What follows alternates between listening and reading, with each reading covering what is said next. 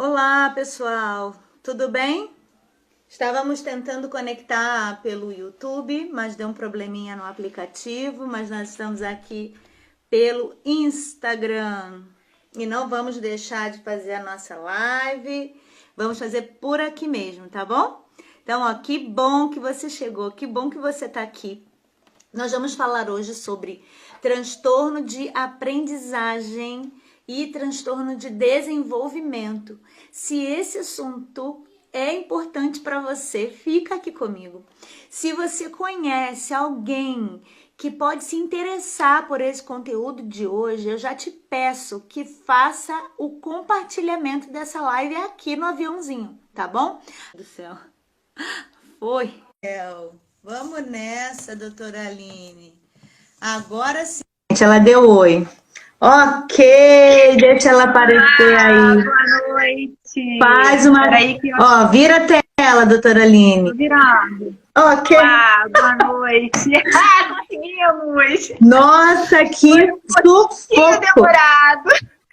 Que sufoco. Vou até tomar uma água. A gente devia ter testado antes, não é? A gente deu bobeira. Não, a questão não é de teste, não. A questão é que às vezes acontece mesmo da conexão não aparecer imediatamente. Estranho, né? É estranho, sim. Eu já vi isso acontecer com outras pessoas. Comigo é a primeira vez, mas assim, eu fico tranquila de que não é um erro, né? Nossa. Como eu falo, quem vai ao psiquiatra sem traumas não foi ao psiquiatra. Exatamente. Tem que ir traumatizado, não é não? É verdade. Doutora Aline, eu quero te agradecer demais por ter aceitado vir bater um papo, falar para a audiência sobre essas dificuldades na compreensão do que é um transtorno, do que é um transtorno de aprendizagem, um transtorno de desenvolvimento. O que é isso? Está misturado, está junto, está separado? Como é que é isso? Muito obrigada pelo convite. Nossa, estou feliz de estar aqui contigo, com vocês todos. Muito legal. Nossa noite vai ser bem divertida falando sobre esse assunto. Ah, que legal! Olha, e é bom que seja divertida, porque tem muita gente que arranca os cabelos de preocupação por não entender, e quando entende, acha que é assim, algo que é uma sentença de morte, né? Então, é bem interessante você usar essa palavra. Uma dúvida muito comum, achei bem legal o tema, porque eu recebo muitas crianças bem comprometidas com alteração no desenvolvimento, principalmente. Mas recebo também que estão com distúrbios do aprendizado e que não tem alteração no desenvolvimento. Todos os marcos estão seguindo. O que são os marcos do desenvolvimento? É a criança estar agindo conforme as crianças da mesma idade. Uma forma bem grosseira de se falar. Sim. Então... doutora, apoia o seu celular em algum lugar. Será que fica melhor? Não, assim não. Põe ele na vertical. Não, na vertical mesmo, porque aí fica melhor. Isso, pra gente se ver. Só deixa ele paradinho. Isso, beleza. Porque senão a conexão trava. Fica saindo, né? Isso. O que eu vejo? As crianças... Cada um tem seu tempo? Ok, cada um tem seu tempo. Só que nós podemos respeitar desde que esteja dentro do marco do desenvolvimento preconizado pela Sociedade Brasileira de Pediatria. Eu acho isso importantíssimo. Nós vamos respeitar as peculiaridades, cada criança, mas temos que levar em conta que existem os marcos do desenvolvimento. E que se a gente esquece isso... a gente deixa de observar alterações importantes, tanto no aprendizado quanto no desenvolvimento mesmo. Uma criança... Eu sou uma pessoa um pouco resistente à reprovação escolar, tá? Por quê? Eu vejo que a criança que reprova, no ano seguinte, tem novas dúvidas. E fica uma bola de neve. A criança não se torna um melhor aluno por ter repetido aquela série. Essa é uma experiência que eu levo para os meus pacientes, a gente sempre debate isso. E o momento que a gente tem que ser rígido na reprovação é a alfabetização. Por quê? Se você permite que uma criança que não conhece as letras, que não consegue ter noção do próprio nome na escrita, mesmo que seja em bastão, seja aprovado, essa criança aí vai ter dificuldade de seguir no ano seguinte, no segundo ano, que agora não é mais SEAC, né? Até porque a base de tudo está na leitura e na escrita. Na leitura e na escrita, exatamente. Tem que ter. Claro que a alfabetização é progressiva. Sim. Ninguém sai do primeiro ano alfabetizado. Não sai alfabetizado, mas tem que ter aquela noção básica. Sim. Isso eu falei de uma forma grosseira, porque para trazer agora para o desenvolvimento infantil. Sim. Rapidinho, antes de falar do desenvolvimento, quando você falou assim que cada criança tem o seu tempo, existe uma máxima na educação, né, falando sobre isso, e eu bato muito nessa tecla, que eu não concordo muito com cada criança tem o seu tempo. Porque se o cérebro ele tem marcos para se desenvolver, ele precisa ser respeitado nesse processo. Se a criança está amadurecendo cronologicamente, mas o seu cérebro ele não está expressando no tempo certo o que se espera dentro desse marco que você acabou de falar, aí a gente precisa parar para pensar, né? Então, é bom assim, frisar essa coisa do cada criança tem o seu tempo. Peraí, vamos com calma. Qual é o viés que está se falando? Quando a gente fala de desenvolvimento, precisamos sim tomar cuidado. Então, assim, eu peguei novamente essa tua fala, porque eu acho assim, muito importante, porque os professores, às vezes, e os pais falam assim, não, mas é assim mesmo, daqui a pouco ele dá um clique e as coisas se desenvolvem. Peraí, gente, vamos com calma, né? Nem tudo é um atraso no desenvolvimento de forma geral, mas é um atraso e precisamos observar, né? Pode não ser um atraso no desenvolvimento neurológico, ok, mas um atraso no desenvolvimento de aprendizado são distúrbios físicos, mas que para o aprendizado é importante. Legal. O professor consegue notar que aquela criança está destoando da turma. Como assim? Ele não está seguindo o mínimo que aquela turma necessita. Se ele não está, o mínimo ele não está conseguindo acompanhar, não é só o aprendizado que vai ser prejudicado, o relacionamento também. Porque se ele não está conseguindo, ele é excluído do grupo de amigos. Ele é excluído da socialização. O distúrbio de aprendizado é muito maior do que só o distúrbio do aprendizado. Ele envolve a socialização dessa criança também. Sim. Olha, estão dizendo aqui que ele está dizendo que está travando. Você tá no Wi-Fi ou está no 4G? Estou no 4G. Ah, tá. Não, aqui para mim travou 2 vezes, mas voltou. Agora está normal. Gente, está normal? Vocês estão vendo bem a gente? Vai escrevendo aí para mim. Escreve aí se tá, Vamos lá. Sim, tá tudo bem. Vai colocando para a gente continuar. Sim, legal, tá. Beleza, vamos lá. Tá normal agora. Pode continuar, doutora Aline. Então, eu acho que nós temos que respeitar... Eu, antes de ser psiquiatra, eu sou pediatra. Eu fiz pediatria, depois eu me especializei em psiquiatria. Quando meus pacientes estão no meu consultório, eu sempre falo, gente, antes da gente pensar que é um distúrbio psiquiátrico, que é um distúrbio mental, vamos avaliar a criança por um todo. Vamos ver se os hormônios estão normais. Vamos ver se a visão está funcionando, se a audição, se a criança está apta a falar. E eu acho importante ver a criança como um todo. Como é que está essa linguagem, né? Como é que está essa elaboração? Exatamente. Tanta coisa. Conteúdo. Depois vimos, não, realmente isso está atrasado, essa é a parte da psiquiatria, tem que ser trabalhado, ok. Daí seguimos tratamento psiquiátrico. O paciente de pediatria não é meu paciente de psiquiatria. Por que eu não...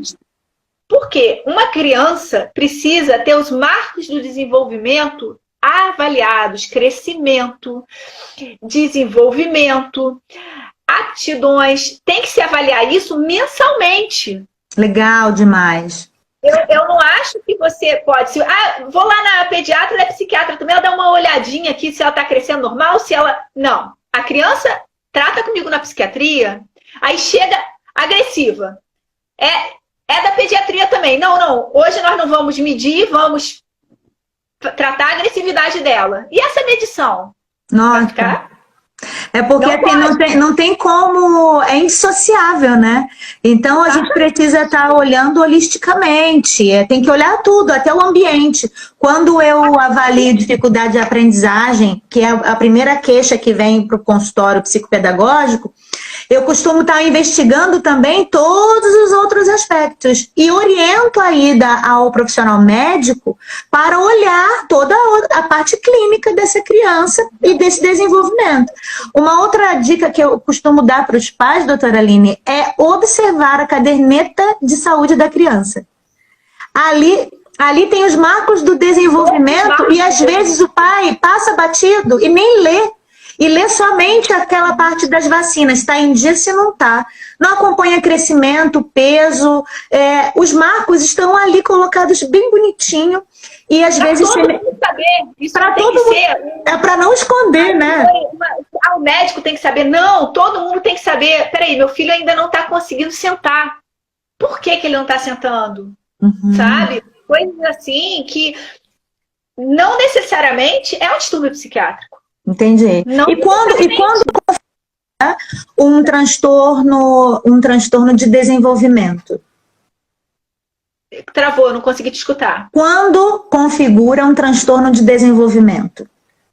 Quando essa criança foi totalmente avaliada, viram hormônios, curva de crescimento, desenvolvimento, outros exames sanguíneos, eletroencefalograma, está ou alterado ou normal. Daí a gente parte para o transtorno mental. Entendi. Então, nós não podemos esquecer que a criança tem a plasticidade cerebral. Isso é uma coisa que a gente também não pode esquecer. O que é isso? O cérebro do infantil, ele é capaz de nomear novas áreas para funções que estão defasadas. Uau, isso é lindo. É fantástico. Eu tive uma experiência, foi até um estudo de caso meu, uma criança que teve muita sequela cerebral para asfixia. E se você conhecesse essa criança, ela não tinha alteração, bem dizer, nenhuma.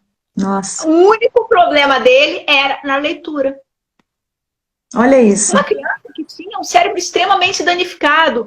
Outra parte assumiu a função e ele conseguiu se refazer. E nesse caso, como que é avaliado? Meu Deus. E nesse caso, eu pedi para ele uma ressonância. Não é um exame que eu peço para todo o meu paciente. Sim. Entende? Eu pedi, nesse caso, uma ressonância. E quando foi uma criança que não tinha histórico de gestação dele, a gente não sabe por que disso, tá? Entendi. E uma criança adotiva e já chegou maiorzinho para a família. E a queixa era... Eu pedi essa ressonância, na verdade, porque ele tinha alguns momentos de ausência. E o eletroencefalograma dele era normal. Eu falei, estranho isso. Normalmente quem tem ausência tem o eletro alterado. E da ressonância veio essa imagem fantástica. Nossa. E a criança normal, uma criança normal, com um atraso, não tomava nem medicação comigo, ele estava em investigação. Nossa. Mas foi tratado e é uma criança normal. Hoje em dia ele já é um adolescente, como qualquer outro adolescente. Mas a gente conseguiu descobrir uma causa aí física. Nossa, olha isso. E assim, tem gente perguntando aqui, né, sobre essa questão da plasticidade.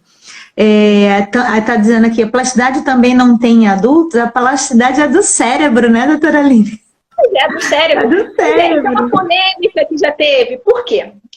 Eu sou pediatra, tá? Meu foco é tratamento de crianças. Sendo que existe alguns distúrbios que eu trato adultos também, porque antes de ser psiquiatra infantil, eu tive que ser psiquiatra generalista. Isso. Aqui no Brasil não existe. O neurologista, ele pode ser só neuropediátrico, tá? Ele faz a residência dele de pediatria, isso as pessoas não conhecem normalmente. Fazem a residência dele de pediatria e faz um ano em neurologia, virou neuropediatra. O psiquiatra, não. Ele tem que ter psiquiatria geral para fazer a infantil. Não adianta eu ser pediatra e querer fazer psiquiatria infantil. Não, não é pré-requisito. Para psiquiatria infantil, o pré-requisito é ser psiquiatra geral. Entendi. Então, um psiquiatra infantil pode atender adulto? Sim, ele pode atender adulto, porque antes dele ser infantil, ele é generalista. É verdade, estudem. Então, o que acontece? Eu pego alguns casos de adultos, tipo retardo mental no adulto, e eu consigo notar essa plasticidade cerebral no adulto, sim. Claro. Eu vejo. Tem um caso muito legal, que é uma família, eles vieram me procurar com a criança deles. Qual é a queixa? Doutora, a gente quer que ele aprenda a ler e escrever, ele não consegue ler e escrever. Não, mas isso aqui não é comigo, não é contigo, sim. A gente já faz fono, a gente já faz todas as terapias, psicopedagogo. Olha. E foi orientado que procurasse. Eu falei, tá, então vamos lá, vamos uma história. Eu comecei a conversar. Nós não queremos que ele fique igual nós ficamos. Olha, assim, aí você... Olha o requinte dessa família. Não, falei, com certeza. Assim? Nós não sabemos ler e escrever. Nós não conseguimos. Tudo bem, nós tivemos de uma região muito pobre do país, e era justificado a gente não saber ler e escrever por a gente ter vindo de lá. E tudo bem, isso o pai falando, tudo bem, eu não sei ler e escrever, ok, mas eu não me esforcei para isso, mas minha esposa não. Minha esposa fez curso. A minha esposa, desde que chegou no Rio de Janeiro, ela tentou tudo para aprender a ler e escrever. Olha. É uma pessoa com várias receitas de cabeça. Ela cozinha como ninguém. Ela cuidou dos meus 4 filhos e dos nossos, que ele tinha 4 filhos antes desse casamento. Com primor. Ela é extremamente caprichosa. Ela sabe nome de tudo que é rua. Ela chega em qualquer lugar. E ela não conseguiu aprender a ler e escrever. Olha aí. Baseado, a gente viu, olha só, tem alguma coisa errada. Por que a gente não consegue? Por que você não conseguiu? Algum problema aí. E levaram esse garoto, hoje em dia esse garoto está fazendo faculdade de administração. Que legal! Mas configurou algum transtorno de aprendizagem na leitura e na escrita? Ele tinha na verdade, ele tinha um distúrbio da fala, tá? E esse distúrbio da fala, eu tratei com medicação, porque ele tinha alteração no eletroencéfalo e tinha um déficit de atenção muito severo. Entendi. Então, teve que ter tratado esse déficit de atenção, que era concluído que ele não presta atenção porque ele não consegue aprender. Mas por que ele não consegue aprender? E fui à investigação. E na investigação ele tinha um déficit de atenção, com uma hiperatividade. Não era uma hiperatividade absurda, não, mas o déficit de atenção fazia com que ele ficasse hiperativo. Ele não conseguia se concentrar, logo ele perdia o foco e ia fazer outra coisa. E aí não aprendia. Não aprendia. E aí, seguindo esse pensamento, quando o garoto começou a ler, escrever, desenvolver, a mãe falou, você não pode me tratar também? Eu também quero aprender a ler e escrever. Olha, que legal. Isso, gente. O adulto aprende. Claro tem mais dificuldade que a criança, claro. O cérebro da criança tem a poda neuronal, que a criança tem muito mais neurônio que o adulto. Sim. Tá? Por quê? Existe mais neurônios não funcionantes ou funcionando de forma errada. Ou deixando de funcionar porque não recebeu um estímulo adequado. E é muito triste, né, doutora, quando chega a poda neural e assim, não tem como comportar toda aquela quantidade de neurônios, precisa cortar o que não está sendo utilizado. Só que muitas vezes o que não está sendo utilizado é algo muito bom, mas porque não foi estimulado. E aí, caraca, meu Deus, quanta perda! Né? É algo assustador. E coisas assim que poderiam ser simples. Exatamente, por isso a importância da estimulação na primeira infância, para que possamos... Aí olha só, a mente já vai, né?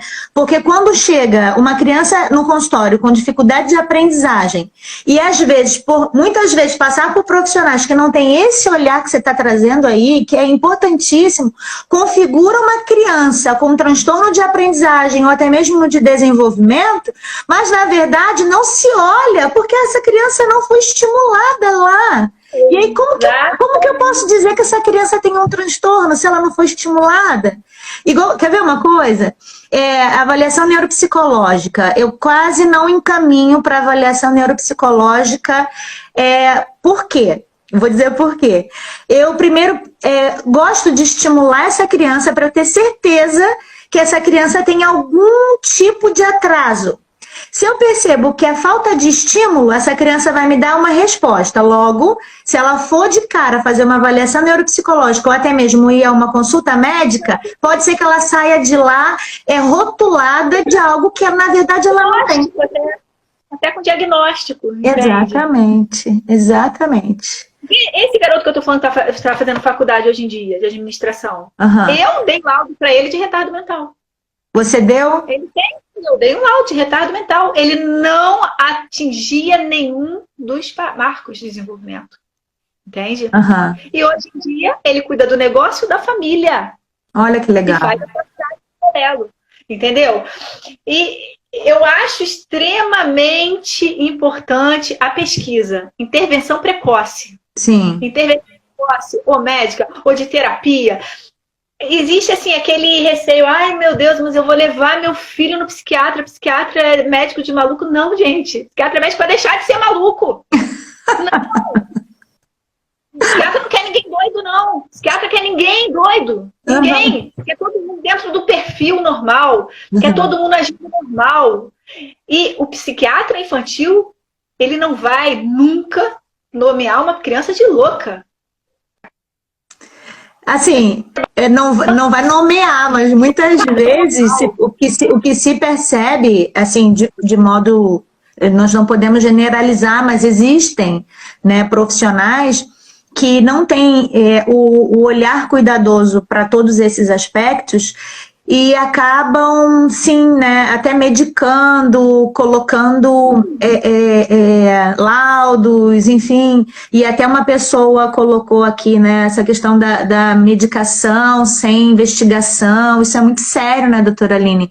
Porque, assim... Mas é mais prático. Outra coisa importante também de ser falada, eu não sou homeopata. Não, eu não trabalho com homeopatia. Ou se é alopata, ou se... Não dá para seguir as duas linhas. Você segue uma ou outra. Eu sou alopata. Sendo que eu trabalho com fitoterapia, que é medicina natural. Legal. Eu trabalho com floral. Eu acho importante floral, fitoterapia. Mas não adianta você chegar para mim e falar, olha só, quero começar remédio no meu filho, não. Floralzinho. Como médica, é muito mais confortável, muito mais seguro eu realmente prescrever um floral. Pode ter certeza. Não vou intoxicar, não vou matar ninguém com remédio, não tem riscos importantes. Não tem riscos importantes para o leigo. Para mim, o risco é muito maior. Por quê? Se eu insisto numa medicação fitoterápica, fitoterapia funciona assim, floral funciona assim. Só que é mais lento. É longo prazo, né? Eu estou correndo contra o tempo quando eu pego uma criança atrasada. E eu vou ficar fazendo floral porque uma mãe que não tem estudo de medicina acha que é a melhor opção? Não. A minha obrigação é falar, eu não posso perder tempo. Eu não posso perder tempo. Eu não posso ficar insistindo para te agradar. Ah, mas e os riscos? Até uma dipirona que você tome tem risco. Até um paracetamol, Exatamente. Todo remédio tem um risco. Tem risco, sim. Mas será que não vale a pena você tentar equiparar essa criança o mais rápido possível? Fazer tudo que está a seu alcance pela medicina, pela terapia, do que ficar tentando mascarar com medo de iniciar uma medicação? Gente, se não deu certo, para. Exato, mas precisa ter um período de teste, né? Vamos ver se isso consegue resolver. Isso. Exatamente. Eu não sou aquela pessoa que insiste demais, não. Que eu vejo, às vezes, chega gente no meu consultório e fala, ele usa remédio sim, usa tal remédio há 2 anos. Poxa, 2 anos. E aí, o que você viu? No começo eu até vi alguma diferença, mas depois de um mês com o remédio eu não vi mais grandes coisas. Tá, e aí? Fez o quê? Não, a gente está insistindo. Insistindo 2 anos? Nem com a alimentação, é muito tempo insistindo, né? A gente tem um tempo aí, um prazo, que 2 semanas, 1 mês, às vezes insiste mais 1 mês, entende? Não tá legal o remédio, é trocar. Vamos trocar sim. Temos que estar aberto. Os responsáveis, os pais, os avós, quem está com a criança, são as melhores pessoas para me falar se está legal ou não o tratamento. Sim. Eu tenho que acreditar e eu tenho que ouvir. Aquele negócio, não, eu que sei o remédio melhor. Não, nós sabemos juntos. Vocês vão me falar. Sim, exatamente. Entendeu? Se tá legal ou não. E a própria, por exemplo, eu vou falar da minha filha. A minha filha tem diagnóstico de TDAH. Ela já não toma medicação, vai fazer 1 ano. E, assim, nunca teve dificuldades de aprendizagem, né? Ela, por mais que tenha um diagnóstico de TDAH, e foi o que você começou falando, às vezes tem uma questão no desenvolvimento, enfim, tá lá, mas não configura transtorno de aprendizagem. Pelo contrário, ela é uma menina dedicada, ela tira boas notas, nunca teve problema na escola. Só que ela estava tomando uma medicação para a atenção porque ela estava perdendo sua produtividade e também na questão, no dia a dia dela, ela não estava conseguindo lidar muito bem com a questão atencional. E isso estava trazendo prejuízos para ela e ela já estava sendo afetada emocionalmente por isso. Então, eu comecei o tratamento com ela, com a medicação, ela fazendo psicopedagoga, enfim, fez por uns 2 ou 3 anos a psicopedagoga. E aí, no final, ela falou assim pra mim, mãe, eu não quero mais tomar um remédio não, porque eu acho que eu não preciso mais. Aí eu falei, ué, mas por que você acha que você não precisa? E começamos a fazer um teste. E verdadeiramente, ela já tinha percebido como ela poderia funcionar melhor. A gente já fazia lista de tarefas e tudo mais, e ela já começou a trabalhar um pouco mais com isso, então ela já sabia que se ela não tivesse organizado, ela poderia esquecer de alguma coisa, e mais o acompanhamento de casa, aquela coisa toda, e ela não toma mais medicação. E as notas na escola continuaram boas, e ela continua muito bem, obrigada, mas foi uma questão dela. Ela chegou, e agora se eu falasse assim, não, Karina, peraí, você não pode ficar sem um remédio. Eu não estaria dando a ela a oportunidade de se perceber, se conhecer. Até porque ela já vinha num processo terapêutico. Não é só medicamento, não é só medicamento que faz ou deixa de fazer. É preciso todo um aparato, né, por trás para esse desenvolvimento. É medicação temporária, porque a criança não sabe lidar com o déficit de atenção dela e com a hiperatividade. Conforme ela vai envelhecendo, ela vai achando os recursos dela de lidar com isso. Exato. Muito legal. Ela mesma consegue saber o limite dela, o que fazer. TDAH é aquela criança que faz 1000 coisas ao mesmo tempo. E aí o que acontece? Você falou também a questão de, às vezes a criança tem um atraso um transtorno de desenvolvimento, mas não tem um transtorno de aprendizagem. Acontece também dela ter um transtorno de aprendizagem, mas não ter um transtorno de desenvolvimento? Sim, claro. Você pode dar exemplo, então? Hiperativo. Ok. O hiperativo é o nosso exemplo clássico. Ele muitas vezes tem o transtorno de aprendizado e não tem do desenvolvimento. Perfeito. Concorda comigo? Sim, com certeza. E até alguns autistas.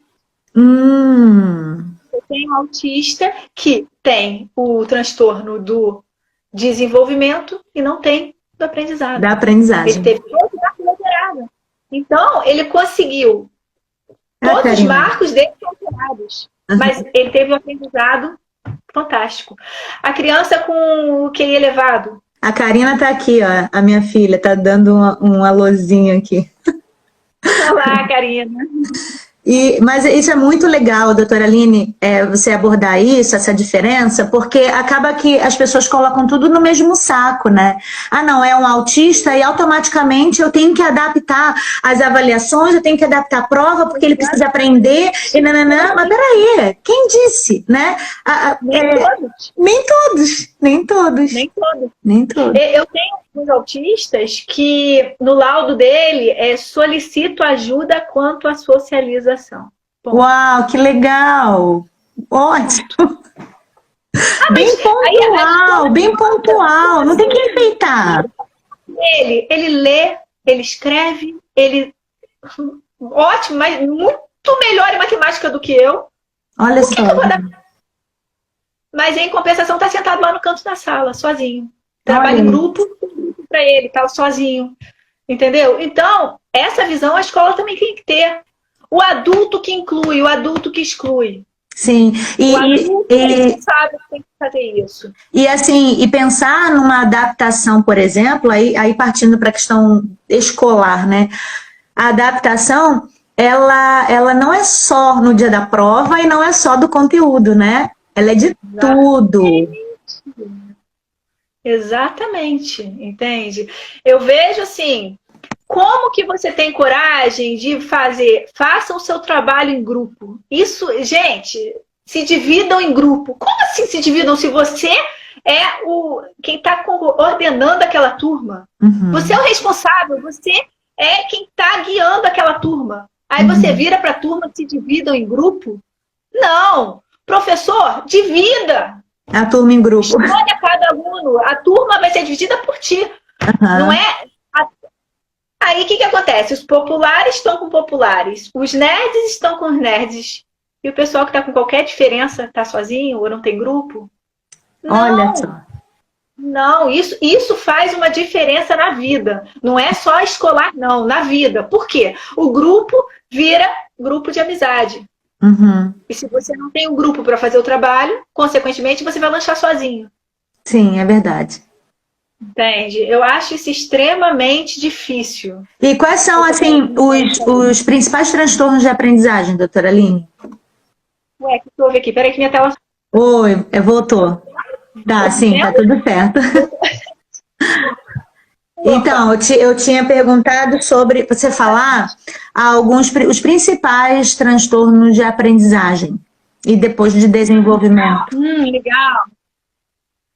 Olha só, uma das coisas assim que mais eu acho assim extremamente importante de ser avaliada é distúrbio da fala. Porque não se fala, não se escreve, não se lê. Perfeito. Qualquer distúrbio da fala, nós temos vários distúrbios da fala, mas tem que ser avaliado o distúrbio da fala. Atraso intelectual é um distúrbio de desenvolvimento importante. Eu acho que é outra coisa que deixa a criança muito abaixo do grupo. Se ela está com atraso intelectual, tem que ser feito um trabalho não só do aprendizado, mas de socialização, de entendimento. Eu acho que não podemos deixar isso passar. E são várias outras questões. Fono, exatamente. Fono tem que estar avaliando. Tem que estar lá junto. Qualquer distúrbio de fala tem que ser avaliado. Eu acho importantíssimo.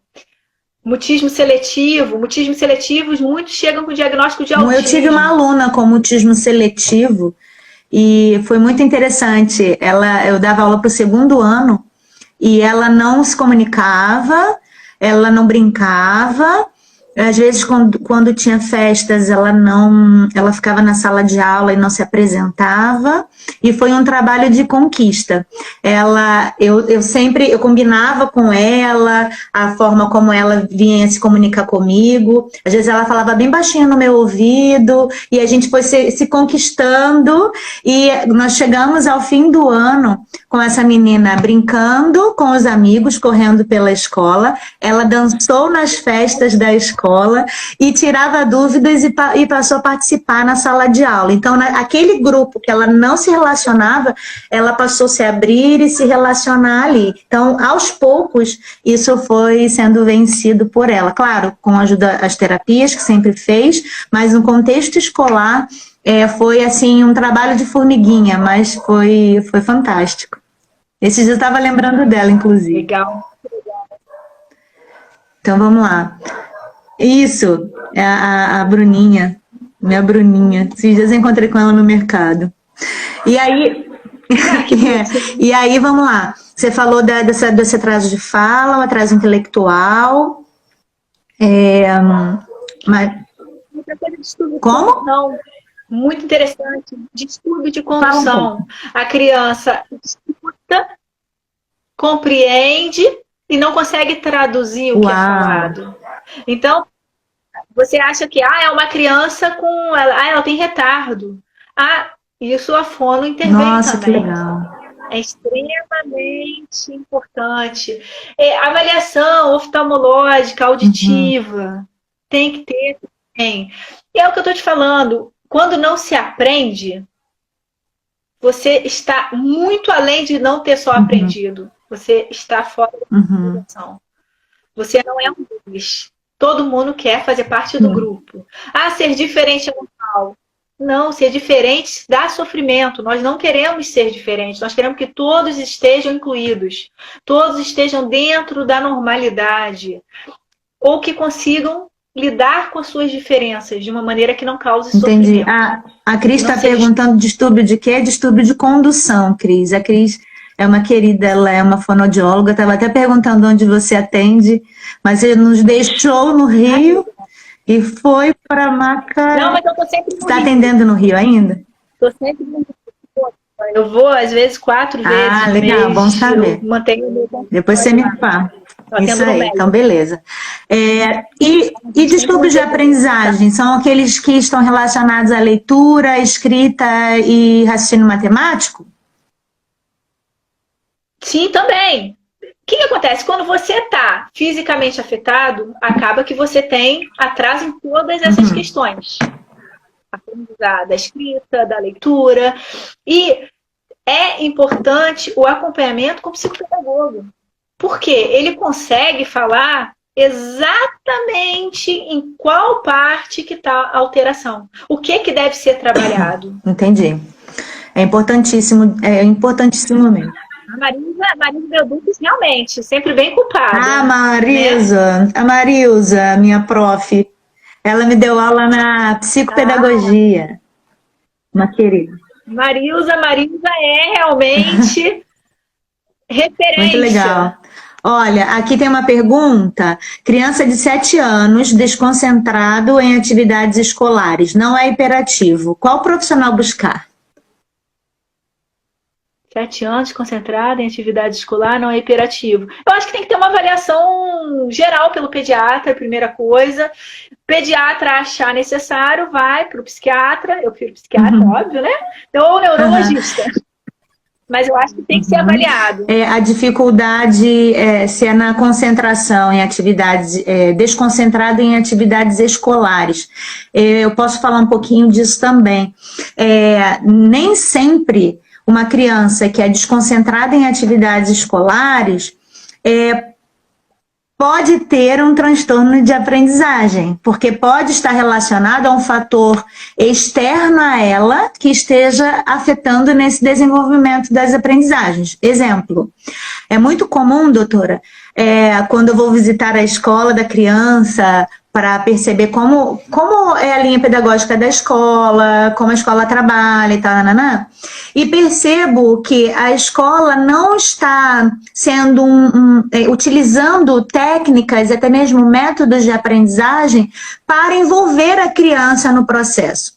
E aí, essa criança, eu vou dar o exemplo aí de uma cena que eu vi de um menino, ele tem hiperatividade, eu não estou mais atendendo essa criança, mas um menino hiperativo, e acabava tendo dificuldades em desenvolvimento da aprendizagem, mas não por conta da hiperatividade, porque ele é um menino muito inteligente.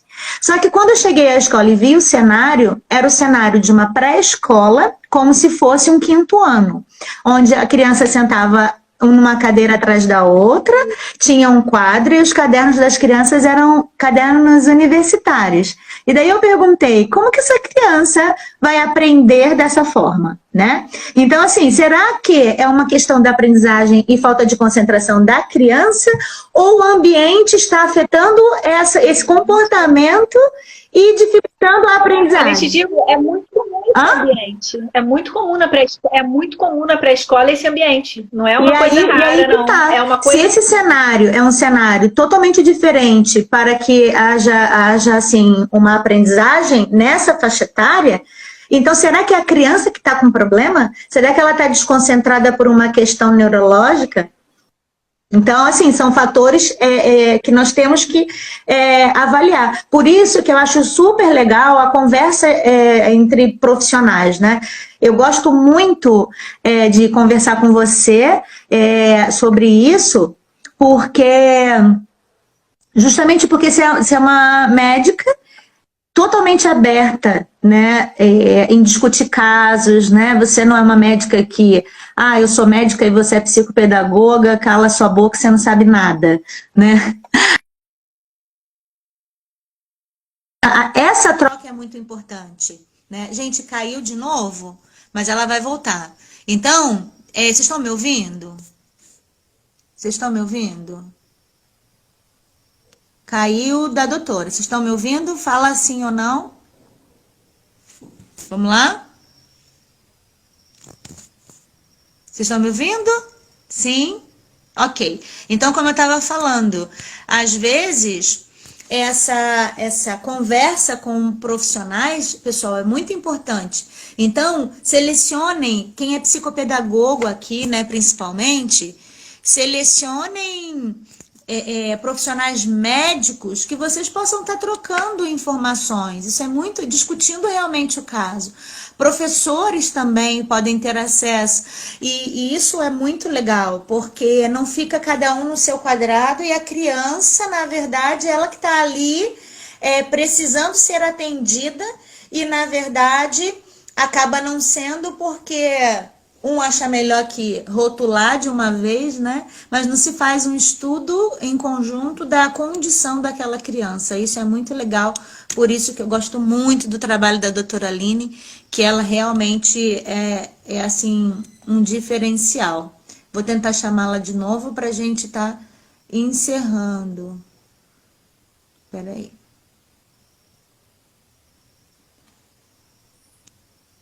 Isso ela vai entrar. Deixa eu ver aqui. Doutora Aline, chama de novo. Você pode entrar, sair da live e entrar novamente, que vai aparecer aqui para mim. O seu pedido, tá? Oi, Cris. A Cris tá falando. Acaba essa e entra de novo? Deixa eu ver, gente. Meu som melhorou? Estão falando que o som tá baixo. Deixa eu ver aqui se ela veio. Se ela voltou. Eu ainda não tô vendo. Mas vamos lá. Me falaram aqui, me perguntaram sobre o processamento auditivo. O distúrbio, né, do processamento auditivo, o transtorno do processamento auditivo, ele afeta as áreas cerebrais responsáveis pela leitura escrita também, tá? Então, o que é o transtorno do processamento auditivo? É uma alteração na percepção do som. Então, é na qualidade, afeta a qualidade daquilo que se ouve. Então, a criança, ela tem uma audição quantitativamente boa, ou seja, ela faz uma audiometria, ela escuta bem, não tem problema nenhum na audição. Porém, o cérebro dela processa essa informação auditiva de modo alterado. Então, isso pode afetar a atenção, isso pode afetar a memória, isso pode afetar a leitura e a escrita. Então, assim, é algo muito importante para ser investigado, especialmente com crianças que têm algum tipo de atraso nessa leitura e escrita, tá bom? Então, assim, respondido aí essa perguntinha que estava vagando aí. Deixa eu ver. Qual é o exame que se faz para ver se a criança tem? Então, o exame, primeiro é a audiometria e depois é a avaliação do processamento auditivo, tá? A doutora Aline chegou aqui. Vamos lá. Mas quem faz é o fonoaudiólogo, tá, gente? O fonoaudiólogo que faz a avaliação do processamento auditivo e a audiometria. Então, não se enganem. Assim como também a reabilitação disso, tá? É o fonoaudiólogo que faz. Beleza? Carla, meu filho tem déficit de atenção e bastante dificuldade para falar, mas estou com bastante dificuldade para iniciar o tratamento dele. Qual profissional procuro primeiro?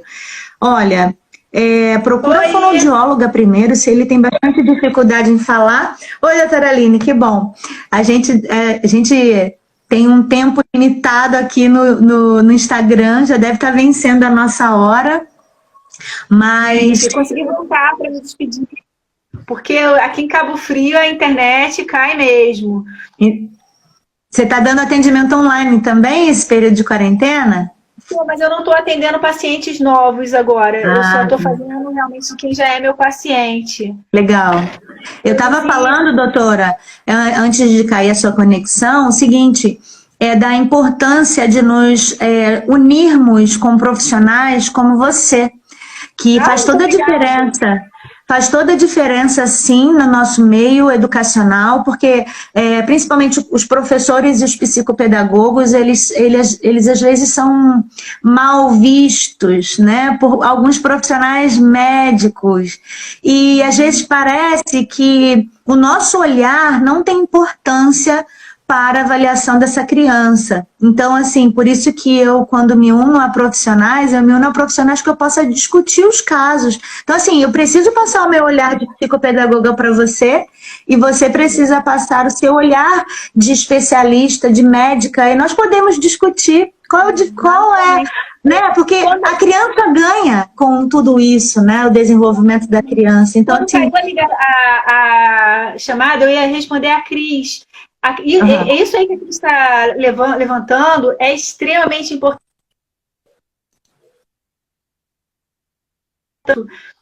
Porque o fonoaudiólogo realmente é o diferencial para quem trata com crianças com distúrbios severos.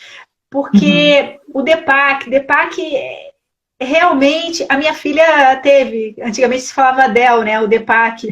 E realmente é um diferencial o tratamento fonoaudiológico. E tem que ter avaliação do fono também. Achei extremamente importante as colocações que ela falou, aquela parte da condução, que a questão de ouvir, estar ouvindo a criança ou não, a questão de estar traduzindo ou não.